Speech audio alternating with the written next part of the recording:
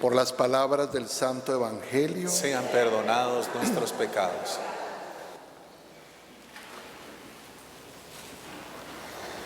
vemos una hermosa manifestación del poder de Dios en una situación física, específicamente en la sanación de la suegra de Pedro, que tenía, ¿qué dice?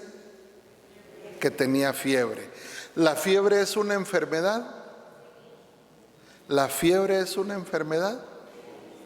Es una manifestación de la enfermedad, ¿sí? La fiebre no es una enfermedad, es una manifestación de la enfermedad que, por supuesto, mientras más fiebre, más aguda es la enfermedad y hay que ponerle atención, ¿verdad? ¿Una fiebre nos puede matar, sí o no? Claro que sí, ¿verdad? Esa manifestación, como cuando el carro se está recalentando, ustedes, se va hasta arriba y si no le ponemos atención, el mismo carro dice hasta aquí llegué, ¿verdad? Y ahí se para. Lo mismo sucede con nosotros, ¿verdad? En medio de la enfermedad. Pero lo contrario de la fiebre o del calentamiento, ¿qué sería? Lo contrario del calentamiento, el enfriamiento, ¿verdad?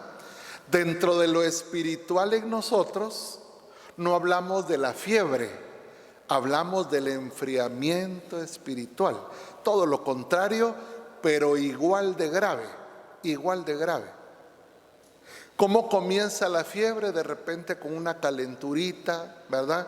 Y comenzamos a sentir cómo va subiendo la temperatura hasta llegar a altos grados. ¿Cómo comienza el enfriamiento? Con esa tibieza espiritual, ¿verdad? Con ese bajoncito de ánimo, cuando empezamos a dejar que las cosas de Dios pasen sin importarnos, hasta que ya no nos importa nada de lo de Dios, ¿verdad? Y ahí sí estamos graves, porque de repente estamos vivos, pero muriendo lento por dentro sin darnos cuenta, y en algún momento podemos llegar a colapsar. Nada como morir en el espíritu, nada como estar vivo muriendo por dentro. Y es algo que todos tenemos que poner y ponernos atención, ¿verdad? Porque así como cuidamos y pedimos por nuestra salud, así tenemos que cuidar nuestra salud espiritual. Y yo diría más importante la salud espiritual que la salud física. Fíjense que la salud espiritual nos puede ayudar a levantar el ánimo en medio de una dificultad, en medio de una prueba, en medio de la enfermedad, en medio de la soledad, en medio de la crisis, en medio de una experiencia de muerte. Lo espiritual nos puede sostener y en medio de todo mantener el ánimo y seguir adelante. Pero podemos estar, entre comillas, muy sanos por fuera, pero si estamos muriendo por dentro, no hay nada que nos levante, ¿verdad? Y por eso tenemos que poner atención. Y hoy, como la suegra de Pedro, si verdaderamente nos sentimos enfermos físicamente, podemos pedirle al Señor que así como sanaste a la suegra de Pedro, tu mano poderosa descienda sobre mí y me permita experimentar esa sanación que necesito. Esa sanación física porque tengo un dolor, porque tengo una enfermedad, porque tengo una dolencia, porque no estoy bien. Pedirle a Dios que nos dé esa sanación física. Claro que se la podemos pedir y se la debemos pedir con mucha fe, en abandono total a Él y que haga su voluntad. Eso sí, que haga su voluntad. Hay una serie para los que tienen tiempo de ver televisión que se llama Los Elegidos y que valdría la pena que vieran. ¿Por qué? Porque se van a dar cuenta de muchas realidades que acontecen en Jesús, alrededor de Jesús y a los que están en la vida de Jesús. Y aun cuando estemos tan cerca de Él, como sucede en la película o en la serie, ¿verdad? No necesariamente somos merecedores de los milagros de Jesús. Miren qué impresionante. Aunque andemos caminando a la par de Él o tras Él, no necesariamente los milagros son nuestros. Es que los planes de Dios son impresionantes. Y de repente no vamos a ver lo que queríamos ver, pero si te estoy sirviendo, pero si estoy contigo. Yo me encomiendo a sus oraciones porque hace un mes me detectaron una fibrosis pulmonar severa, al punto que uno de los doctores que vio mis exámenes decía: pero el padre está hospitalizado, ¿verdad? Y le dijeron: no. Pero el padre está con oxígeno, ¿verdad? No. Pero el padre no está celebrando la misa, ¿verdad? Sí, ¿verdad? Aquí estoy. Pero es que los exámenes están graves. Él debería estar hospitalizado. Bendito Dios, no me hospitalizaron. Pero servir a Dios, estar al lado de Dios, yo siempre que comulgo y bebo la sangre de Cristo le digo: Señor, que tu cuerpo y tu sangre se vuelva vida en mí. Pero no me exime de la enfermedad, no me exime de la prueba, no me exime del dolor, no me exime del dolor de la muerte. Acabo de pedir por el alma de mi hermano, ¿verdad? ¿Por qué? Porque todos estamos expuestos. Y no debemos reclamarle a Dios: Señor, ¿y por qué yo que estaba a tu lado? Aunque estemos con Él, hay que esperar en Él, pero no sentirnos nunca merecedores de los milagros que Él no tiene para nosotros. Imagínense si eso nos pasa a los que estamos cercanos. Los que están lejos, prepárense a ustedes. Porque entonces el sufrimiento se vuelve más difícil de llevar, porque ¿quién se vuelve mi consuelo? ¿En quién pongo mi esperanza? ¿Por qué estoy yo parado aquí? ¿Porque soy muy fuerte? ¿Porque soy muy bueno? Por la gracia de Dios. Porque Dios me sostiene y me tiene aquí resistiendo y aguantando esos momentos difíciles.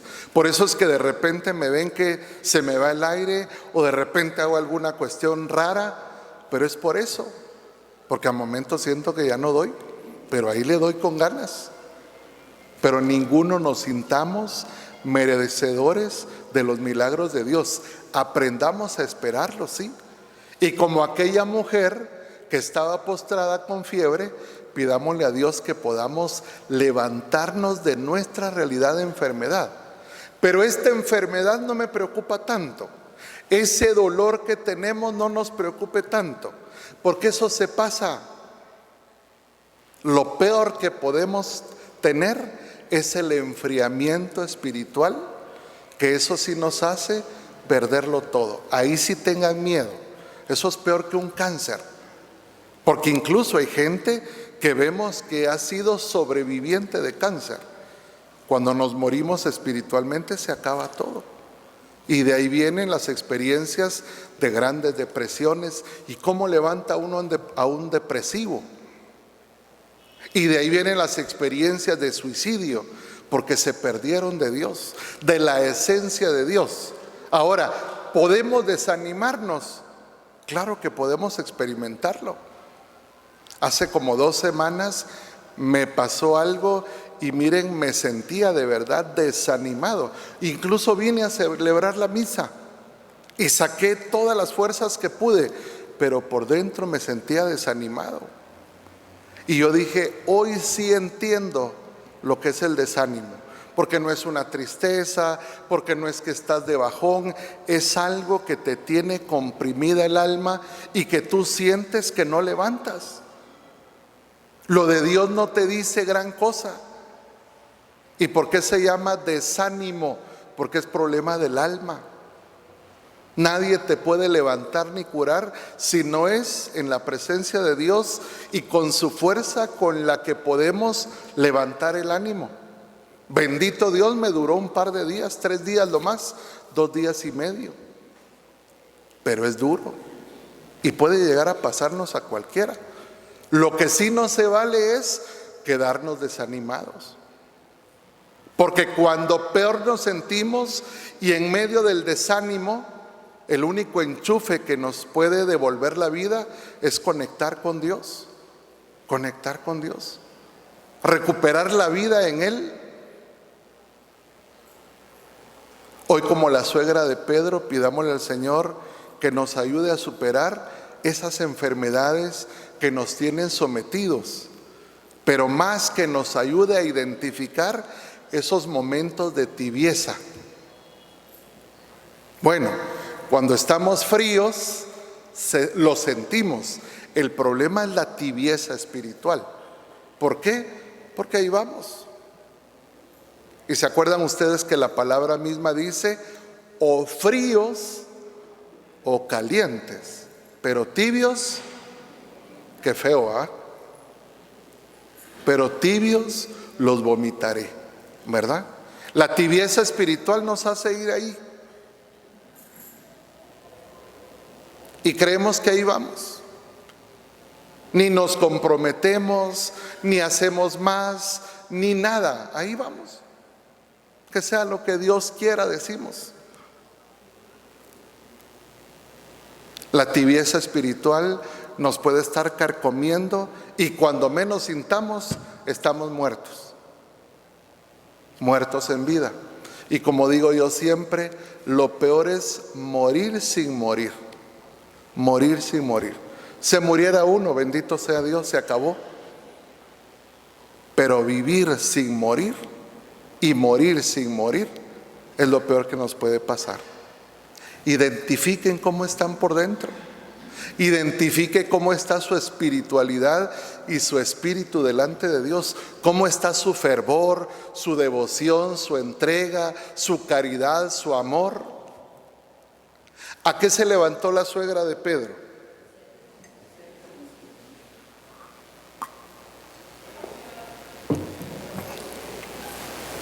Ella no dijo, ay, qué bien me siento, gracias Señor, que les vaya bien, ¿verdad?